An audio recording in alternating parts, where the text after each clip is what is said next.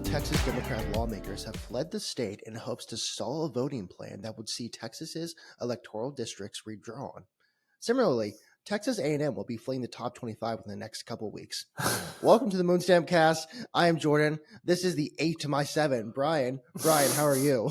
I'm good. Man, what a way to start off a sports podcast. Okay. All right. Okay. I mean, I've just been seeing that, and I'm like, okay, how do we draw this into Texas sports? And I was gonna make fun of the Rangers, but I'm kind of scared of the Rangers right now, so I refuse to make fun of the Rangers until further notice. So I was like, who's the next easiest punching bag for us? Oh yeah, Texas A&M, who last week we had a whole rant on and talked about, and this week apparently we just started out hating Texas A&M. So just stay mad. We stay mad apparently. Yeah, or at least I do. It stems from a youth of abuse of being around a lot of very nice, I say that with squinted eyes, fans that kindly would remind me during the 2013 national championship where we didn't do so great against Alabama. I had a lot of Texas A&M fans come talk to me after that. I had more Texas A&M fans. There's a couple Alabama fans we went to school with. Didn't say a word to me. The Texas A&M ones, they let me have it. I mean, it's because they have nothing else to hang their hat on. I think I've told you the story before. I had a friend in college who was from Illinois. So he never really interacted with the Aggies before. He'd heard like stories, but he wasn't, in his faraway place, he had heard stories. And then he moved here and he like heard all the hate for Aggies. He's like, I just don't get it. Like, I don't know. It's a school. Like, I know they're a little weird, whatever. And then he goes, well, then I met them and I totally get it now. It makes complete sense to me. Yeah, they have only like 1930s to hang their hat on when it comes to football championships. And those are any championship of when TV was in black and white, not real. I don't count it. So yeah, they don't have any room to talk about anything. Well, they also had we moved to the SEC and we're no longer in the Big 12 for about, was that 10 years? 15 years? No. About that time, because it was like, what, 2012? Manziel was like 2012, and they were in the SEC then, so 13, 14, 15, somewhere in that range. We're approaching 15, I think. That was their big hang their hat on. Look, we're in the hardest conference in the haha, fuck you, Texas, you pussies. And now Texas had a very good season last year in the SEC. I mean, that just has to feel terribly. Like, it has to feel like the worst feeling ever that you had specifically left at the SEC or at Big 12. And you can say it's for all these reasons whatsoever.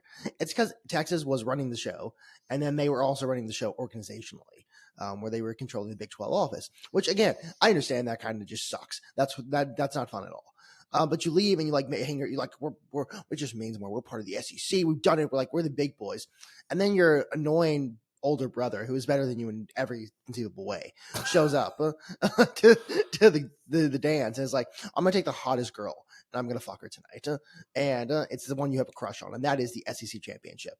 And they made it there, and it's like in the first season they made it to the playoffs, they made it to the championship game, or the SEC championship game, let's say that. And like you're just there, going. I think I don't know what they were last year, but I'm gonna say 8-7. That feels right spiritually. So it has to feel like the worst feeling ever when you have been the, like, I don't want to say like they're the football school, but they feel like they've been the football school of Texas only in name only. 8-5. 8-5. Yeah. I mean, it's like, come on. It's just, I don't know. A&M is one of the most annoying schools in the world, and it's because probably because we live by them, but they fucking suck. Yeah. I mean, they're the reason why I understand when I get random internet hate being like, oh, you're a fucking Notre Dame fan. Your fans are the worst. You guys are.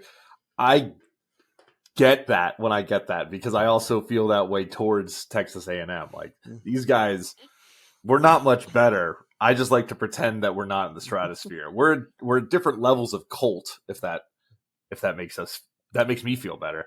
But yeah, I know, I get it. But it is really nice being on the outside looking in at the Texas A&M Texas rivalry being back, because I don't like either school. That's full stop. I don't like either school. It's one of the best rivalries, in my opinion, of the early 2000s, at end of all time, really. And now we get two of these major rivalry games. I get three with USC, Notre Dame, USC, but Michigan versus Ohio State is, once again, two teams I don't like. You have to watch that game every year. Mm. And anytime Texas plays A&M in the future, you have to watch that game every year. If those are just four teams I don't like, two must-watch games. And it's incredible. Oh, my God. I'm so excited for college sports or football, dude. Oh, my God. Back. It's almost back. We're almost there. What is it? Week 0 is like 3 weeks from now, I think. Don't quote me on that. I think like August 30th sounds right. But we are almost back. And I do think those are, first of all, this is my hot take. It's not the Red River Showdown. It's the Red River Shootout. And I will die on that hill. Oh, yeah. I hate that they were like, we can't call it the shootout. No. Week 0 looks like to be August 23rd. Okay. Oh, perfect. I'll have been back for a week at that point. That's beautiful. I don't have to wait that long. 2 weeks from Saturday? I'm just hearing, 2 weeks from Saturday. I'm just hearing dopamine highs for the next 3 weeks. I'm very happy about that. Also, I have a flight in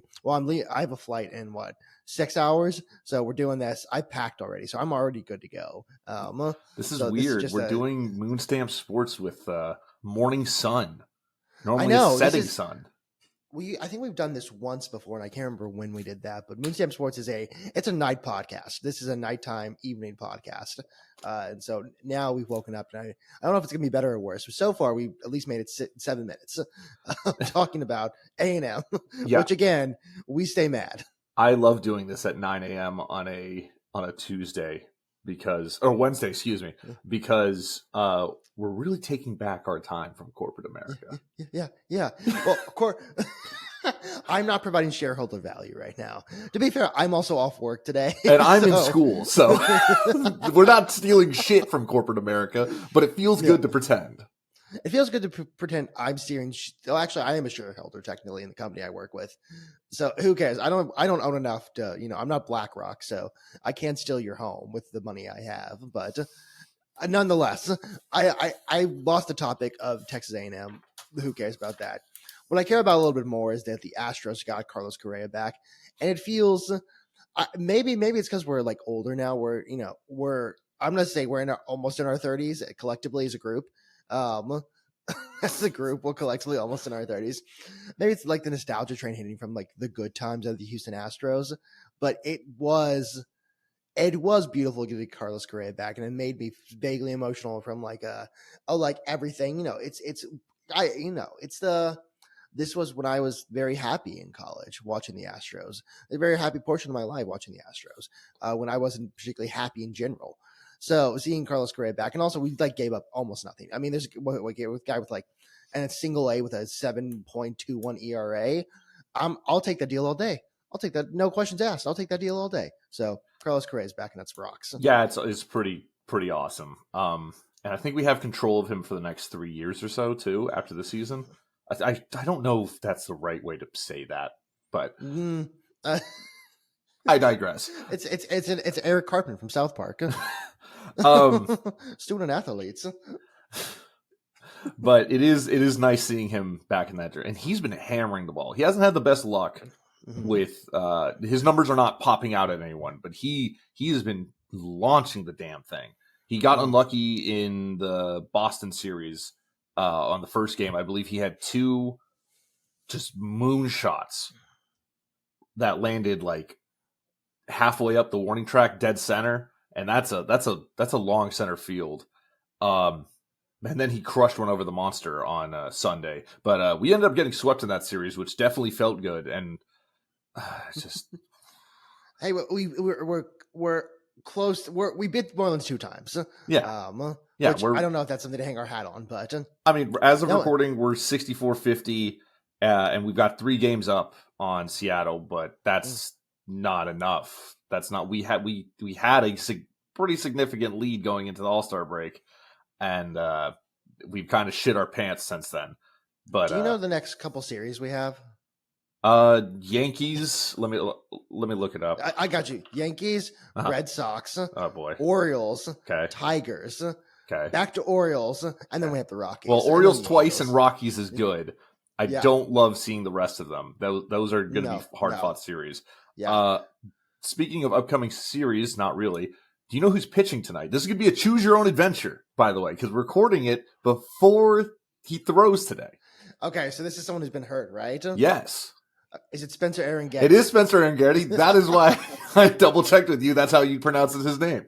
He is pitching tonight. So over here, I'm going to say rock-solid performance, 5.5 innings, or 5.5, 5 2/3 innings, three hit, 1 earned run, solid outing. Over here, he's still coming back from injury, and it's not so good, and he got shelled in the first 3 innings and gave up like 6 runs.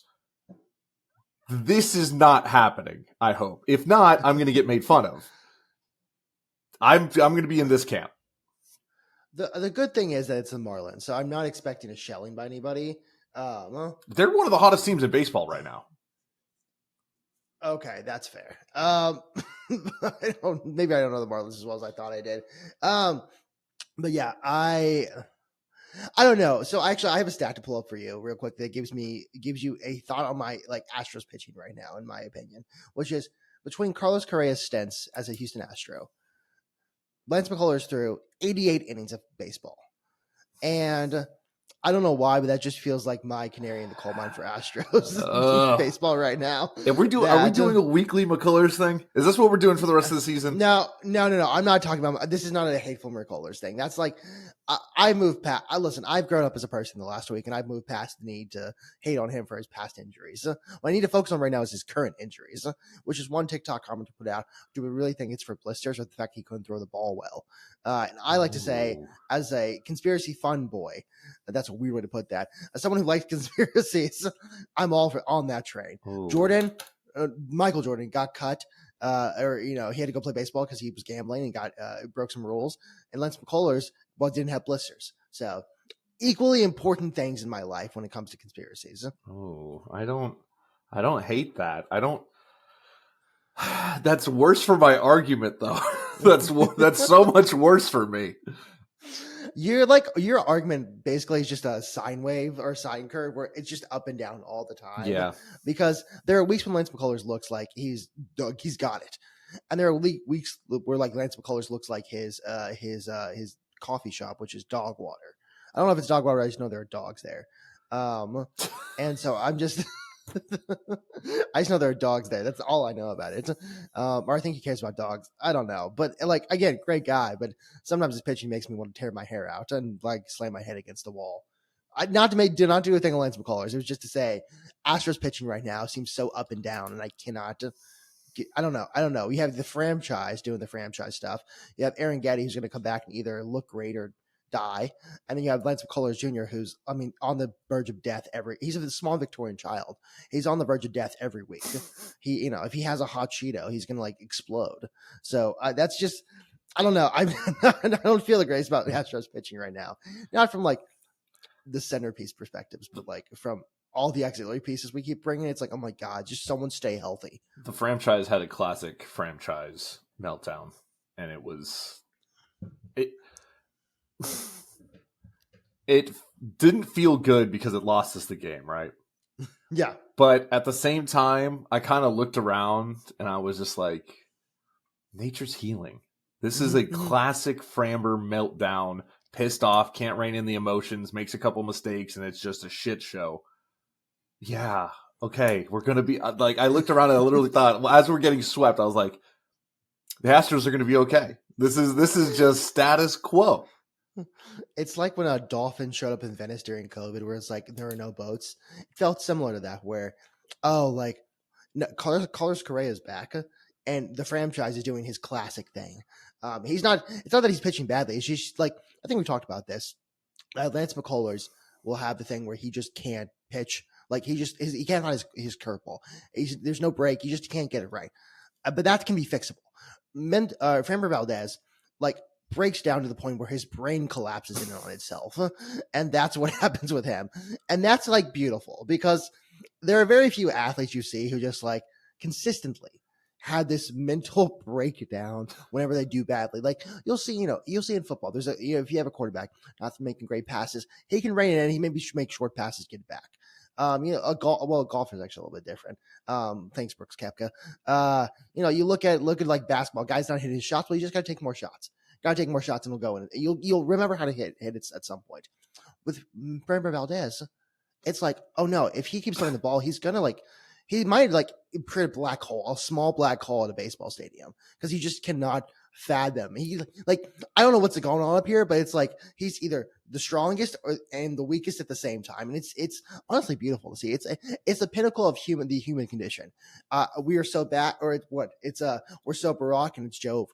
It's just those two things competing with each other at the same time. Yeah, it's frustrating to watch, but damn, do I love him. I don't know if we retain him, to be honest. I feel like what's going to happen is the usual Astros play, which is here is money, but it's going to be very small comparatively to everyone else. You can stay here if you want and stay with your team, your city, the team that helped you create you, or you can go get $50 million more, which at the end of the day, I don't know if I can fault anyone because this is a business. No.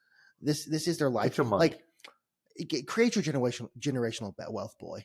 Go make sure your great grandkids can buy a mansion. I'm not going to fight you on that one. I mean, if you're really good at sports where they're willing to pay you that much money, if you want $100 million more, no, he's going to get probably 25, 30 more from what the Astros are going to offer him, just historically speaking. But there's also a good chance that the Astros pull an Astros and a year, either first year or second year into his contract with whatever team we go out and trade for him at the deadline. I think I wanted to post on Twitter, and I couldn't figure out the right way to phrase this. Just a picture of Justin Verlander and Dana, go get our boy, because that would be the third time that happens where we trade for Justin Verlander mid-season, which at some point it becomes is this a toxic relationship? Are you guys texting each other at 2 a.m. you up and, going to fuck it in the playoffs? And then, obviously Justin Verlander can't throw the ball anymore, but yeah. I think he got his first win a couple, last start ago, which is, he's had some bad luck. He hasn't pitched great by any measure, but he's had some bad luck. I like to think that with your analogy about texting each other, that his very nice, and I will not comment on her physical appearance, wife is laying next to him, and Justin is on his phone. He's got his legs in the air and they're kicking as he's texting Dana Brown. I'm sorry, I have a new visual in my head. It's a really dumb one, but I had to stifle a laugh whenever you were talking about that. It's that one, and I hate to do this. It's Kate Upton doing this, and it's the angel and the devil talking to her you make sure he goes back to Houston. It's no, stay where you are. Make sure he goes back to Houston. And it's this. That's what I was thinking. I'm sorry. The Justin Verlander as a cute teenage girl is also a fantastic visual to see. Nodding. Do you think? Yeah, he's he's doing that little head shake. He's they still think about me as he holds out his phone away from his chest and does a little shimmy. Oh my god! He sees Framber break down. He's like, I remember him. 42-year-old man. I mean, do you think Dana Brown sent him a text hey, sup? Thoughts? Sup, bitch? How you doing? I mean, there had to be there's a meeting room somewhere at the Astros headquarters at Dyken Field. I imagine that's where they have it on the field. They have a long table. It's like the cabal we talked about last week. And they're sitting there and they're going, there's one guy who goes listen, crazy thought. What if we brought Justin Verlander back? It's worked before. It continues to work. Which I mean, I would be against it, but also spiritually I wouldn't be just put him in the bullpen. I don't know. Let him be there. Let him be. He's been a part of both rings. Yeah, I know. Can't really fault that. Dana Brown, go get our boy. Go get him. Bring him back home. He's also been part of 2 losses. Well, I mean, let's see. He brought him in 2017, which was a win. 19 loss Nationals. Yeah. 21 he left. Was he But not on the? Was he not on the? No. Sorry. He was on the 21 team. I mean, like after that, he left, Uh-huh. and then he came back 2020. So it's really when he comes back, that's when you win. Yeah. So I'm thinking. Listen. I'm not a superstitious man as it is. I mean, I don't like want to talk about it because it scares me, and I can't think about a ghost because that'll keep me up at night. With that said, I'm not a superstitious man. There's a glad you caught that. There's a world where we just bring him back and like let's just see if this works. It's like trash cans. If he gets DFA'd, like, let's just see if it. I don't think if he gets DFA'd, then hell yeah, bring him back. But yeah, trade deadline's passed, so there's no other way. If the Giants DFA him, I don't really think they're going to DFA him. But if they do, it'd be like, Justin, what if we pay you $1? And $1, we'll just let you sit in the clubhouse and do whatever you want. we'll pay you $1 and like you get one dance with Orbit a week. Yeah, on the field. Yeah, oh, it's worth way more. Yeah. That's actually an entire contract's worth. I wonder how much could you rent Orbit to dance with him on the field. I mean, it has to be. I don't know on the field, but I'm sure you could rent an Orbit. We're going down a weird path. We better be careful. I mean, yif, brother. Am I right? Oh boy. But yeah, that's all. That's about all I have. I mean, that was literally my notes. I mean, I've got one NFL note. I have one NFL note too, but it's a Texans note. It's mine. It's also a Texans note. Oh, okay. Let's hit that. No. I think we might have the same one. I'll be honest with you. All right, go ahead.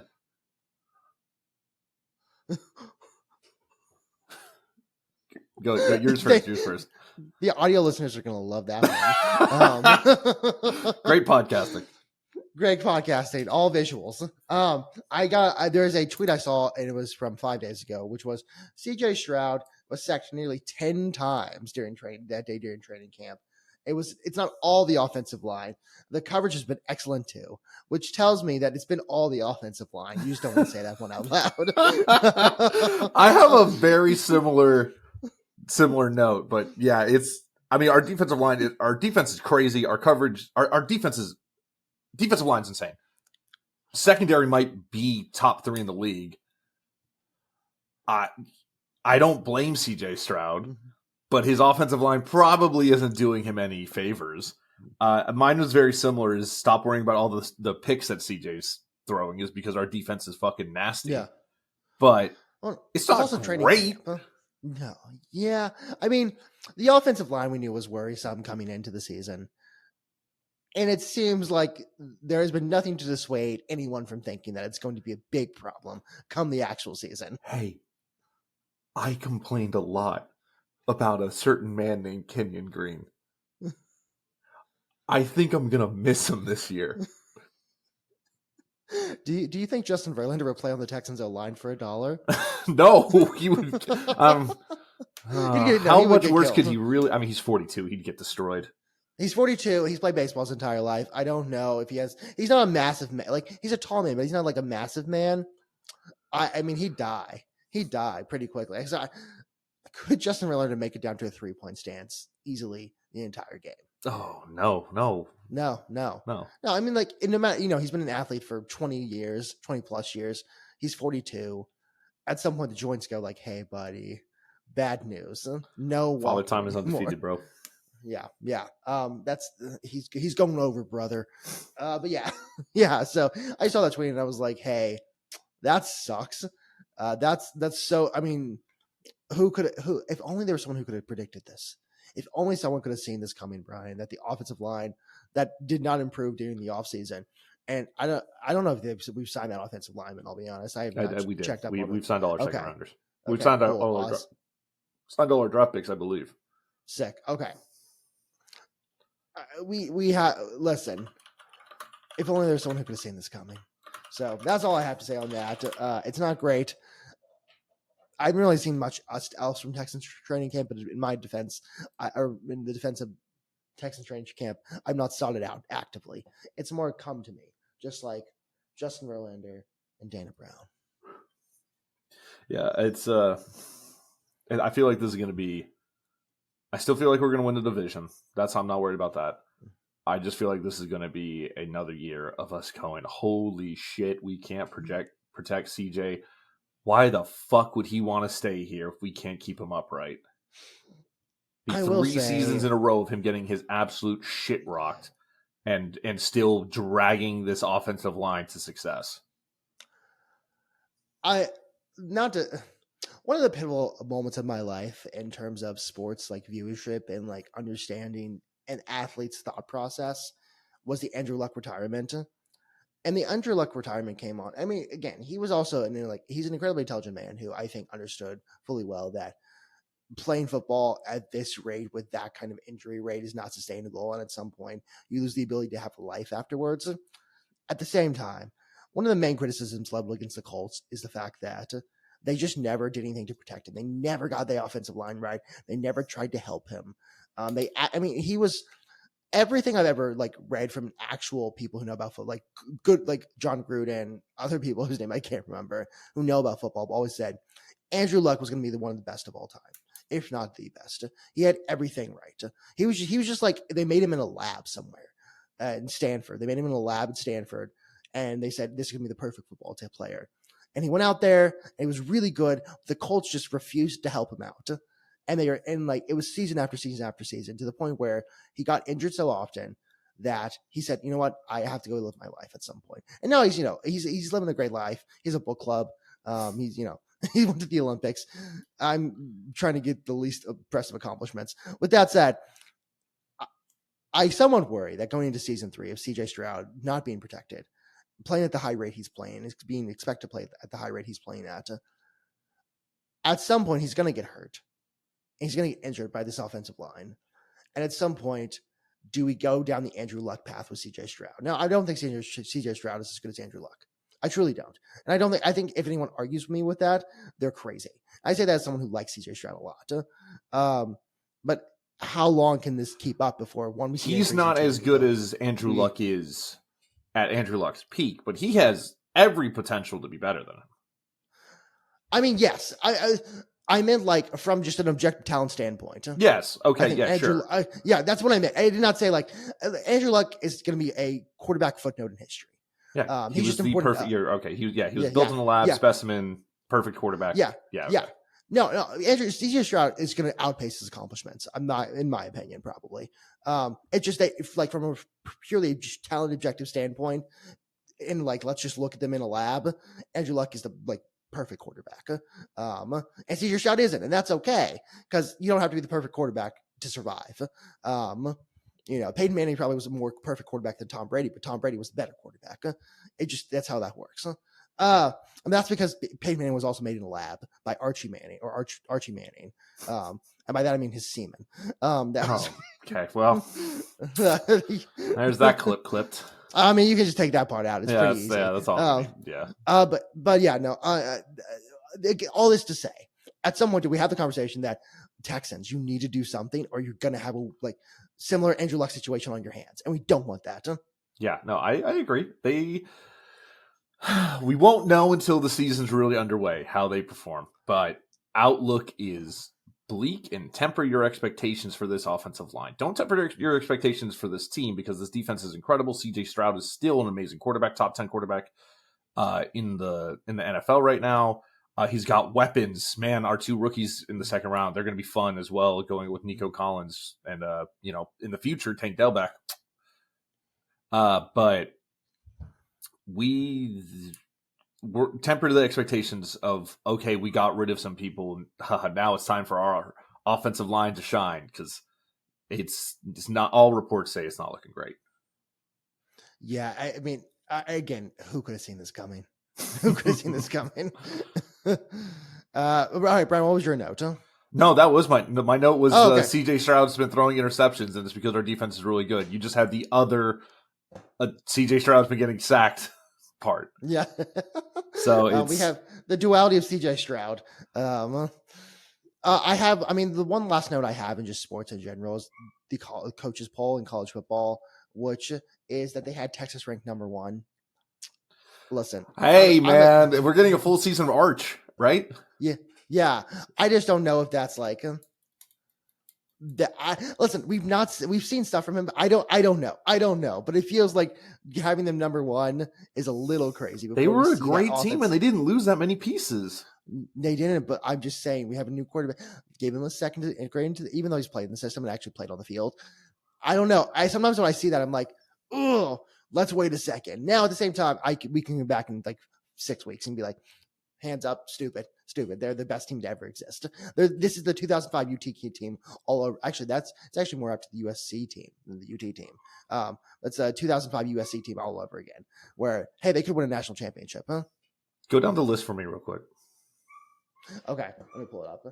It's right. Okay, so 1 Texas, 2 Ohio State, 3 Penn State, 4 Georgia, 5 Notre Dame, 6 Clemson, 7 Oregon, 8 Alabama, 9 LSU, 11 Arizona State, 12 Illinois, 13 South Carolina, 14 Michigan, 15 Ole Miss, 16 SMU, 17 Florida, 18 Tennessee, 19 Indiana, 20 Kansas State, 21 Texas A&M, 22 Iowa State, 23 BYU, 24 Texas Tech, and 25 Boise State.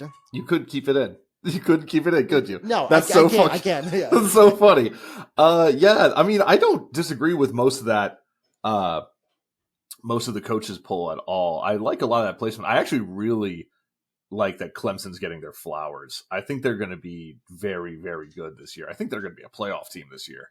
As I don't know, 2 years ago I got laughed at for that, but I think Clemson's going to be a playoff team this year.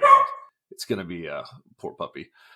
It's going to be a fun. It's going to be. I'm so excited for this season, man. I don't disagree with most of that coaching poll. I know we laughed, but I think Texas A&M is top 20.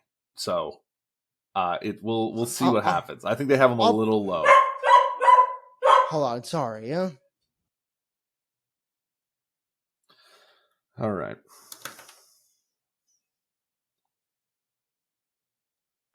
Sorry, Claire stayed here and she left Piper and she's going crazy. So, no, you're okay. Okay, what was I going to say? Listen, I'll believe it when I see when it comes to Texas A&M. Now, again, I just stay mad. With that said, I was going to say with the talent they have, they could be they're probably, they could be a top 15 team, but we say that, I feel like they say that every year about Texas A&M. With that said, come back in 6 weeks when Jordan has to throw his hands up and be like, you know what? Don't know ball. It's fine. Don't know ball. I make good comments about Andrew Luck sometimes, and that's about all I have. So no, I think it's a relatively good coaches poll. I actually am excited to see because Clemson and LSU play that first week. I think the 30th.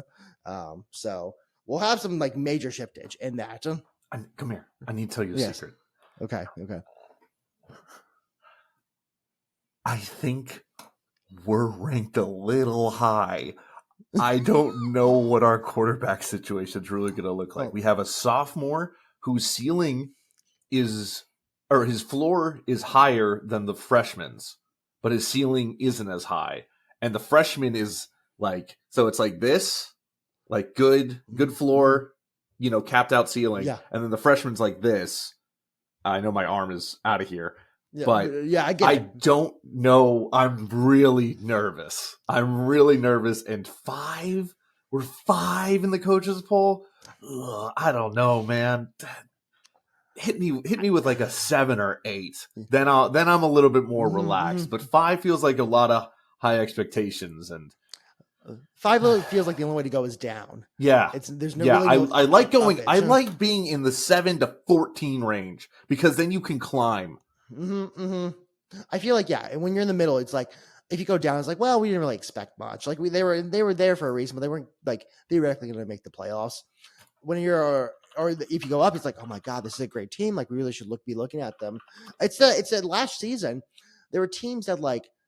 Well, actually, I remember last season that one of the issues was the coaches poll, the AP top 25 and the coaches poll like preseason. Those were big indicators if you were actually going to make it into the playoffs because the coaches were unable to like defeat their biases. The media was unable to defeat their biases. So that actually had nothing to do with what I was about to say because I totally forgot my point. But I am proud of you for admitting that. At the same time, I don't know. We'll see what happens with that. I don't know how you're feeling other than, I don't know okay. Maybe we can just say this future casting. your expectation for Notre Dame this season. I'm not talking about like best case. If Marcus Freeman called you, said, Brian, it's me, Marcus Freeman. First of all, love you. Second off, Great pod. Third off, great pod. Big fan. Fourth, what do you think is going to happen this season? What would you say to that? I think we're a playoff team. I think we're a 2-loss playoff team. I just need to remind Notre Dame fans that 2 years ago we lost to who was it? Damn, I just had it. 2 years ago we lost to this is a bad cut. Man.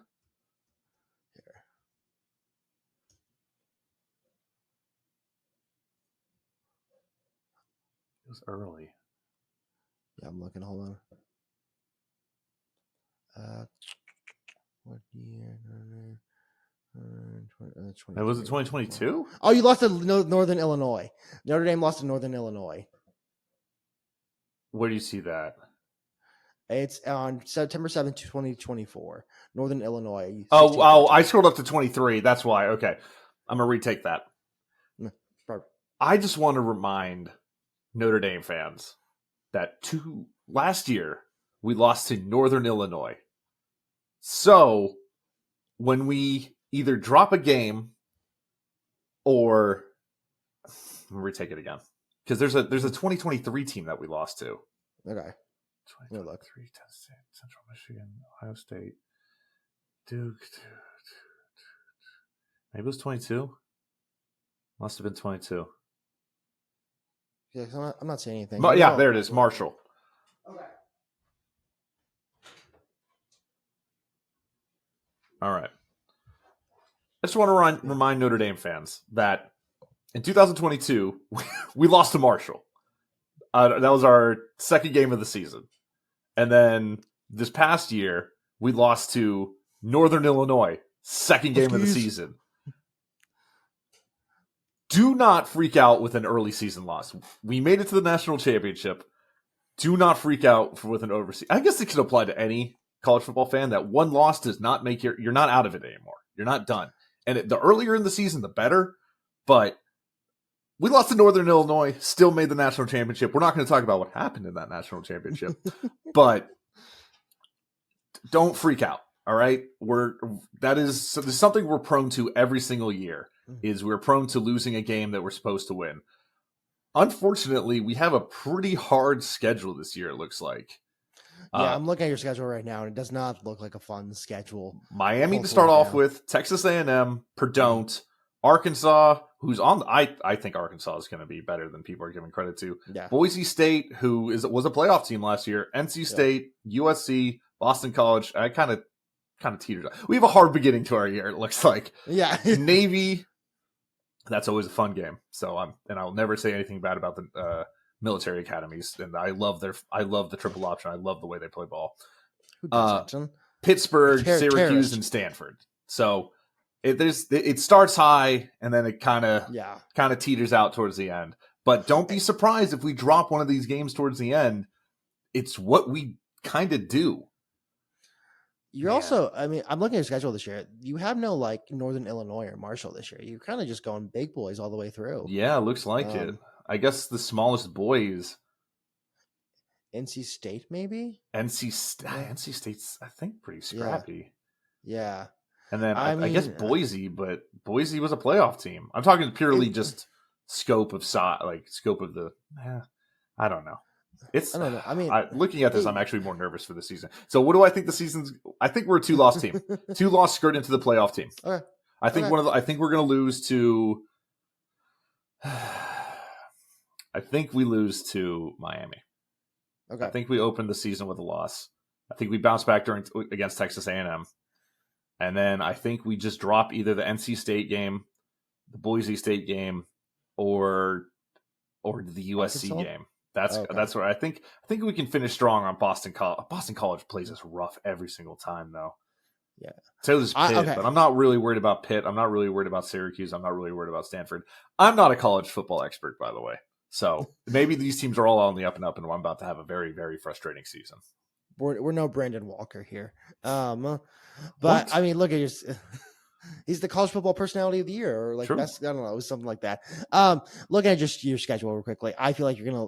This is my soul read, Brian, and I have nothing to back this up. Miami, Arkansas, and then USC. That's my soul read. Okay.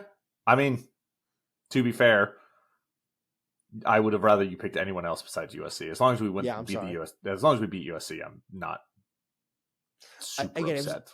It was a soul read. I was reading the spirits, the college football spirits, and I convened real quickly, and they said, if the team's red, you're dead. The team's red, you're dead. I like that. Yeah. All right. That's all I have for sports, by the way. Yeah, that's about all I have for sports this week as well. I can't think of anything else. I've thought of things now throughout the week, but I just forgot to write them down. Also, it's been a weird week because I've been like, I need to pack and get ready. Oh, I'm going on an adventure. I feel like Bilbo Baggins this week. My feet are hairy and I'm hungry. I'm ready to go on an adventure. Do you want to do some hot take real quick? Yeah, let's get a hot topic hot take out there. All right, Brian, this is my hot topic hot take, and we'll expand on it as we talk about it a little bit more, but I just want to get out in the open. I think you should be shamed for sports teams you like. And by that I mean, if you're a fan who lives in, let's say you live in Missouri, and you're a huge Alabama football fan, or a huge Chiefs, actually a little Chiefs fan, but like you're a huge Yankees fan, you should only be able to be a fan of something that your father or your mother was a fan of, or is like historical to your family. You live nearby, or you have like some connection with in some way. If let's say a college team, you had to either have gone to the college, or I'll even allow feeder schools for this one. So like A&M Blinn, or you live like, okay, hold on real quick. Okay. I mostly agree with you. But if you live in an area of a college and your family doesn't really have a college association, or they didn't go to school, or whatever the case may be, I honestly think college is, as long as you're not adopting, if you're not from Texas and you're not adopting Ohio State, or if you're not from California and you're adopting Alabama, if you can pick about any team in college if you just dart throw. And the other thing, if you spin a wheel. If you randomly spin a wheel and you take the team that you land on, that's fine too, because that's what we do with the NHL. Yeah, that's different. We don't have a team. Like there was no way for us. It was either the Dallas Stars, who spiritually we have to hate Dallas. Like if we had chosen a Dallas team, that would have been a huge issue for us. Mm-hmm. Or we just like say who's good, and that's not fair. You shouldn't just choose the good team. You should have a reason for choosing the team. The reason I'm a Liverpool fan, the problem is I have to like back this up. There's a Bill Simmons page 2 quiz that I took in 2013 before the season started, because NBC was starting to host the Premier League. So I chose off that. I chose off a Bill Simmons quiz. But I was talking more about like, once you go to college, you've made your choice effectively. In my opinion. I know. Hold on, buddy. Yeah. I was too dumb to get in. So I went to across the street, and then I said, I don't want to be here. I can't get into the big boy, so I'm going to transfer to Alabama.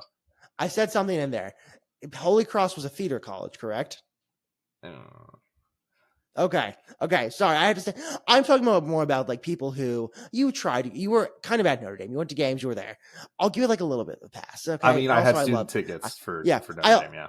Yeah, your student ticket. Yeah, that counts. Then, in my opinion, I'm talking about people like I know a guy who loves TCU. Okay. Loves TCU. Gross. Yeah, I know, gross. Like cries over Sonny Dykes. Ew. Went to St. Mary's. What? What's the connection? He grew up liking TCU. The parental connection? No, he grew up in the Fort Worth area, like TCU. I don't hate that. I do. But then if you grow up in the area, it's fine. But he's a bigger fan of TCU than he's a St. Mary's. You have to be a St. Mary's fan.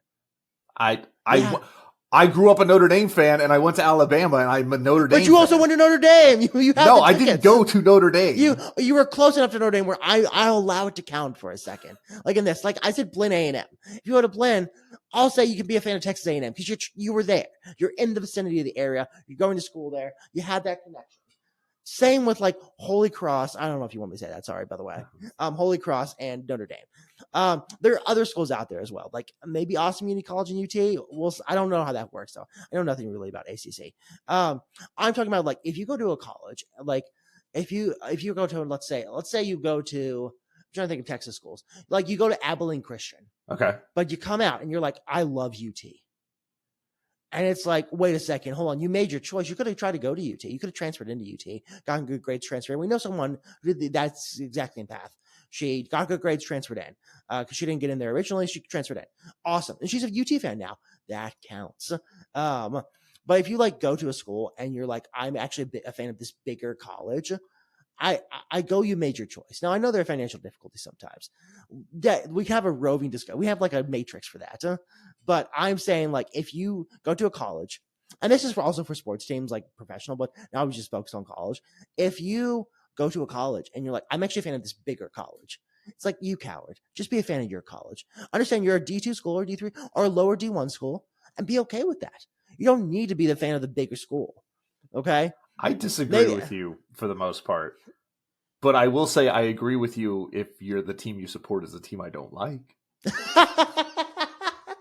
If you're an A&M fan, you should die.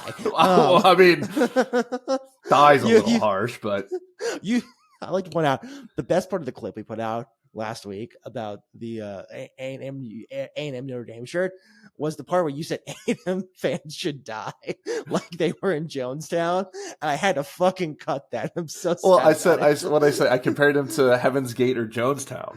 And you were like, I can't include Jonestown. Well, no, I was like, those are two cults that all killed themselves in the end. You go, no, I don't see a problem. I was like, yeah. What am I supposed to do? I'm like, that's the best part of the clip. I had to fucking cut it. I'm so upset. It's in the podcast, though, right? It's in the pod. Definitely in the pod. It's good. I don't know if the TikTok standards committee of the Chinese spy would be super happy with that one. Twitter, I could post that all day. I could post this, I could post this killing an A&M fan on there. It'd be fine, but I can't say. I can't really say those things on TikTok, but that's so. And I mean, like, I know a guy who's from Tennessee, but he's a Vikings fan. You go, why? It's because his dad's from Minnesota. He grew up as a Vikings fan because his dad instilled that in him. So hold on, question for you. Yeah. I grew up in Houston, Texas. Yeah. My grandfather had season tickets to the Patriots. Mm-hmm. And as a young boy that watched football games with him, we would root for the Patriots. Yeah. So does that mean, as a Houston Texans fan, I am also allowed to have had my moments when I was cheering for Tom Brady and the Patriots? Okay, so this goes into a little bit of a caveat here. We go, well, what about cheering for a team, even though you're not supporting it per se? I would say Patriots are my number 2 team. If I in the ranking of supporting teams, it's Texans 1, Patriots 2, Bengals 3. Don't ask. Here's the thing. I can't be mad about that because you do have that familial connection. You had your grandfather, Patriots fan, instilled that love into you. He used to have season tickets. Yeah. And I think first of all, I think that's an important part of just like having a family and growing as a community. Everyone wants a village. No one wants to be a villager. That's part of being in the village, is like saying like, hey, I want to watch a football game with you, grandson. I'll count that. That's allowed. That's allowed in my book because it's familial connection. Great. Good. I have 6 Super Bowls, 7 Super Bowls confirmed. Nice. Because I claim Tom Brady. You did it. But like, I don't know, if you like grew up watching the Patriots, you're like, I just love the Patriots. It's like, no, you lack virtue. Be a fan of the team. Be a fan of the team you're close to, or be a fan of a familial team. And again, that's okay. That's a passed down legacy. That's generational sports wealth right there. Anyone from Dallas, you are allowed to pick another team if you want to. And it could be anyone. I don't care. No, because you live in Dallas. You live in Dallas. You have to suffer with that. You have to live with that shame your entire life. Now, if you're a Mavericks fan, here's the thing: you don't get to root for the Lakers now. You got to stay a Mavericks fan. You can't be a coward. You lack virtue. You can say, I like Luka. I want Luka to do well. Oh, okay. You can root. Okay. Yeah. You can root for players if you like a player, and also especially like you and I were like, I hope Carlos Correa does well when he's in the. I hope Alex Bregman does well. I hope the Red Sox blow up. Don't hope that Cole does well. Garrett Cole. he's trying to get his on spot on Sesame Street, so he's not really wants to be. He doesn't really want to be a pitcher. Like Mike Fiers, hope he does a horrible job, whatever he's doing right now. But I think that like if you're like a guy, if you're just like a player, like I hope Ohtani does well. I like Ohtani. He's my felon. He's my felon. And like I hope Mike Trout does well. I actually, you know what? I even like Bryce Harper. I hope they do well. I don't care for their teams though.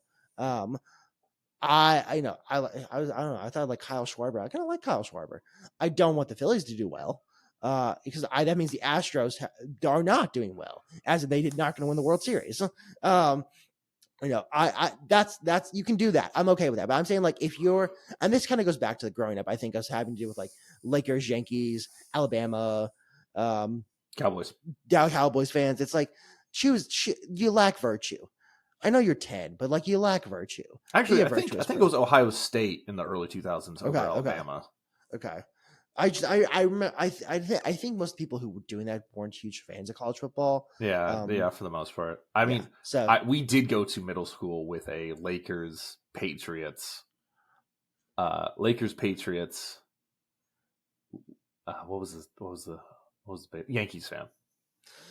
I say this that he's probably in jail, showing that he has such little character. I don't know who you're speaking of, and probably I know him.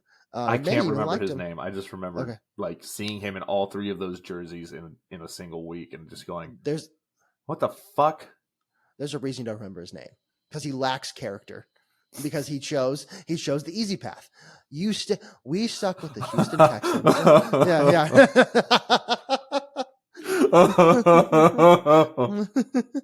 I mean, look, I have a University of Houston shirt on. I stuck with that basketball team when they fucking sucked. They were losing to like Harvard, and now it's like they're in the national championship. I had a cousin that played for Harvard. Yeah, good for them. That's a little fun fact for you. Just for that, you can be a fan of the Harvard basketball team. Nah. You mean like, you know what? I hope my cousin's happy. In the Ivy League games, yes, I will. Cheer yeah. And Ivy League games, and again, if it's the Ivy League championship, you should be like, cool. You go to the March Madness, please. But it's more about like the entire point of this argument is like there are people who lack the character and the virtue to choose a team that will be hard to struggle with. You have to struggle with teams sometimes. I mean, not to talk about like we're Astros fans. There's a period where the Astros were the worst team in baseball, like worst team. I'm a UH. I went to UH. There's a football team right now that last year was not good. Almost beat Oklahoma, but that was more of a fluke.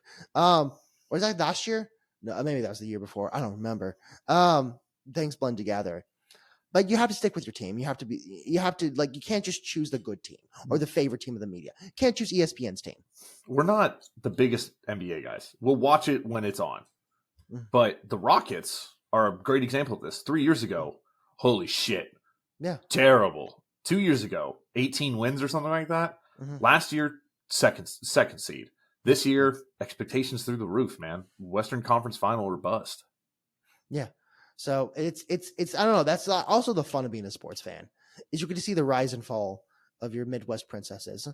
I don't know if anyone's going to get that reference, but yeah, that's the basis of the argument is that like I just want you to be a fan of the team that you should be a fan of, and that's part of the struggle is you have to if you're a Chiefs fan, you're not struggled.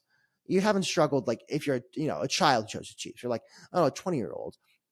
If you're, I don't know, I had a friend who was from Houston. Actually, I'll give a caveat. I have a friend from Houston who was an athletics fan. Nothing about the athletics. He's like, I just like the team. You know what? They've been historically so bad. I'm going to allow that one because he's not doing it because he wants to be happy. So if it's a bad team, if you decided to jump ship and join a bad team, it's a lot better. It's a lot better. I'm not going to say I love it, but I'm going to say like, if you chose like, if you're like, you know what? I just really love the Raiders. And I go, well, that's fine. I just really love the Browns. Actually, if you love the Browns, I know where you're going to end up, what federal penitentiary you're in. If you're just like, I don't know, I really love the worst team you can think of. I really love the Sacramento Kings. The Rockies. Yeah, I really love the Rockies. I'm like, I don't care that you're from poor bastard. I don't care you're from Maryland. That's fine. Like, it's like, I know it does not bring you joy to watch those games. Like, you've never watched a Colorado Rockies game this season. Been like, wow, I just really glad I watched that. That's not true. That's not true. The Pirates were up 9-0 in the first inning. I forgot, yes. And then 17-16? And then the Colorado won 17-16. That is... Yeah. Could you imagine being the 5 fans that stuck it out? And we're like, fuck it, I'm just going to get pissed drunk and enjoy it. They're just watching moonshots, hits, oh, dude, it must have been so fun. What a great game. Honestly, I would like to be at that. I actually, one of my favorite memories for baseball is I was at an Astros game in like 26. I don't know when it was, but it was bottom of the ninth, and I think Carlos Correa hit a grand slam to end the game. A walk-off grand slam. I was like, this is the best feeling in the world right here. Nothing's going to top this. Top is top. So I don't know. There's nothing better than that. But that, I'll let you say, it's all based on the virtue and character of a person.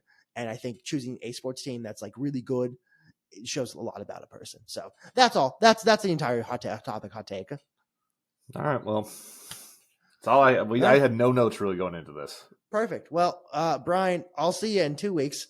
It's a solo episode. It's Brian alone next week. It might be 20 minutes. It might be 20 minutes. If you go stream of consciousness, dude, release the entire, at least the 2-hour tapes. Go full on if you want to go full on. I don't know if I have that in me. I don't have what you had in you. I will do my damnedest, but I don't know if I'm gonna clip farm. I don't know if you remember that episode. There's a point where I just went through the Lollapalooza lineup. I don't know if we're talking about like we're doing the best we can. Listen, I'm going to try my best to hit the 30-minute mark, but talking for 30 minutes straight sounds like literal hell to me. That's just my daily life. I think I told you this. I'll talk to myself. Like I'll have a podcast with myself in my own car by myself. That's no one around. I love you. And I love talking. I don't know. He's addicted to the game. I'm addicted to the content game. I'm married to the game. Brian, where can the people find you?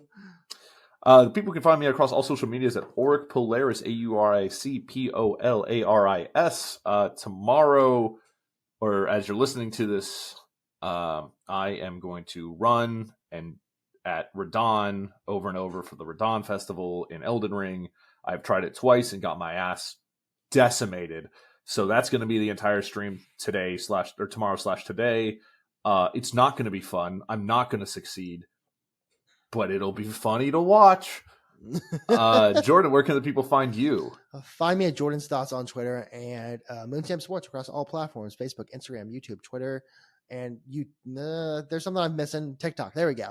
I'm going to try to write blogs on the plane. I have a 9-hour plane ride coming up, plus a 4.5-hour layover, plus another 2-hour flight. So maybe get something out there.